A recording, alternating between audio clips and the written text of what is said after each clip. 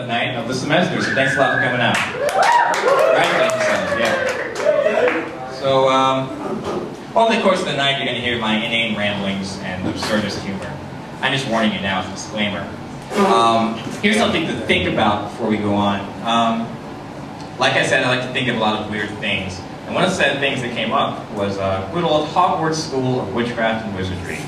Anybody heard of that? Okay, I was afraid that I was the geek. Okay.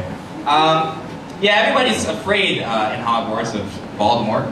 A man who must not be named. I said it, beware. And he's got dark magic, evil spells, he doesn't have a nose. It's weird. But I think the real question, the real thing that people should be worrying about is bullets. Yeah, we all have to deal with it. So do they, right? And how is it possible that out of all the magical spells and things that they learn, there's not a single spell for Kevlaris bulletus, something like that? I'm just saying, like, out of all these students, there's going to be that one kid who's named, like, Leslie, or Ashley, because his parents were hippies, or assholes, or both. They could have some kind of combination, or hip holes, or assies. And you know that this poor kid, who has been bullied for having a girl's name and for smelling like cream cheese, even though no one's ever seen him eating a bagel, he's going to come to school one day.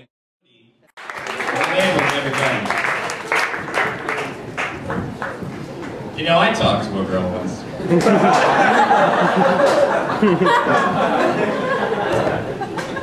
There's not a story there, I just wanted to fit in. Continuing Rob's topic of organs that we pee with. How many of you guys here are living in or have seen the toilets in the Colonial Building? Okay, woo is not really a number. But, I don't know what happened, but the toilets in the Colonial used to be like blue water, like recycled water or something like that. And I always thought that was hilarious, I don't know why. And I would spend a lot of time trying my very best to change the color of the water. And it would lead to all sorts of crazy shenanigans. Like, I would be like, oh man, I only got a sea green today. I should have drank more juicy juice. They never put enough juice in those boxes. Or I'll be like, purple? Wait.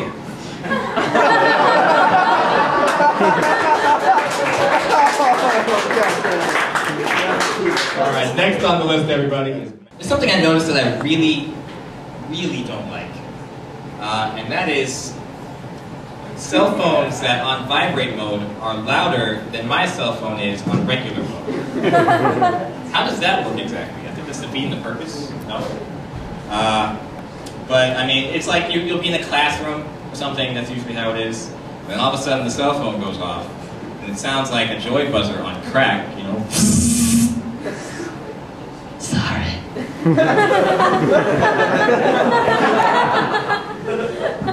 And they never have the decency to turn it back off afterwards. And this person's popular, so they're going to get another text message.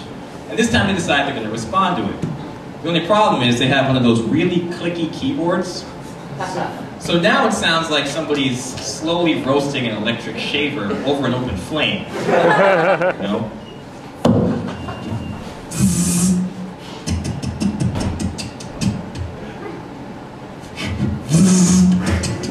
I'm so sorry. Maybe it doesn't sound like that. Maybe I have issues. I just like the idea of somebody roasting an electric shaver over an open flame. Come on, boys, Gillette's done. Who wants to shave your pot? That's where all the meat is. No one? All right, it's all for me. Next time we have Cultural Acceptance Day, Adam, remind me not to invite you. Because I'm racist. Yeah, that's what's implied there. Based on a recent survey, I've discovered that I'm black. It's a mind-blowing discovery, for sure. And I've realized that since the survey came out, a lot of random other black people in the street tend to point me out and say things to me that I don't really want to respond to. I mean, I'll be walking on my way back from class and like, one of 3 black professors will just walk by with the obligatory. Yes, there are more of us. Or I'll be walking to the subway and random black hobos will talk to me about racism and 99 different ways to use asparagus. But the worst incident of this strange occurrence happened to me on a bus, actually. For some reason, the bus driver on this bus had decided to pull over and rush into the convenience store like his ass was on fire. So he left the bus unmanned, and there was the Charlie card scanning machine was not, he wasn't there to observe it. So we're all sitting here, and some black guy, hops onto the bus, and he sees that there's no bus driver there, so he decides, hey, I'm not going to pay the fare, I'm smart. So he walks past the machine, and he's about to sit down. Before he does, he turns and looks directly at me, and he goes, shh.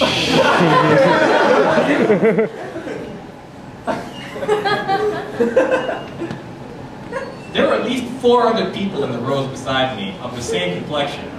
I don't know why he singled me out. Like I was gonna actually stop him in an enraged manner, like, hey, you can't get away with that! Rush off the bus, run into the convenience store, tell the bus driver on him, run back to the bus, pay my fare again, and then run directly into his fist. Most likely, I'm just gonna sit my ass down. It's probably a good place to put it. So remember when childhoods used to be happy? I do. As I segue into my joke. Anybody remember a hit television program called The Magic School Bus? Yeah! Every single time I say that, there's like such a warm response to that. It's great. I was watching an episode of it the other day, and it came to my knowledge that Miss Frizzle was never afraid of anything. Which, why not? They were constantly like being chased down into a volcano by a velociraptor at like 100 miles an hour, and all the kids are running around pissing themselves. Miss Frizzle was always like, hooray! Knowledge, knowledge, knowledge, knowledge! You can leave, you can leave. And I thought that the reason for this was probably because Miss Frizzle, in actuality, wasn't your mild-mannered science teacher, but was actually a highly trained ex-Navy SEAL. And it makes a lot of sense when I explain that. Because Miss Frizzle was, like I said, never afraid of anything. And I thought that there would be one point, at some point in the finale maybe, that Miss Frizzle would finally lose her cool. And when that day came, the shit would get real, basically.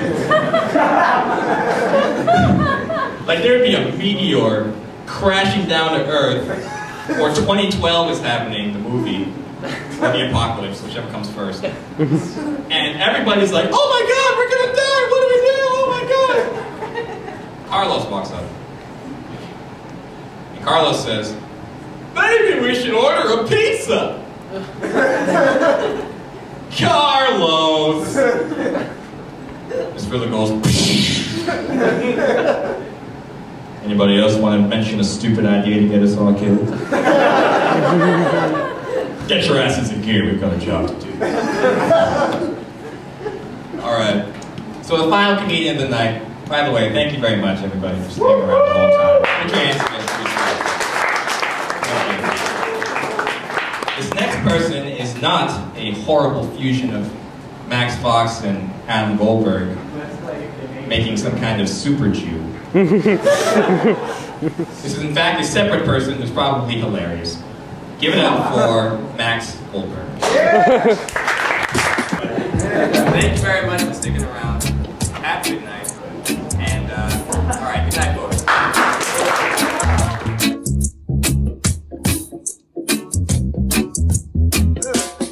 Please, don't you rock my boat, 'cause I don't want my boat to be rocking anyhow. Please don't you rock my boat. No, 'cause I don't.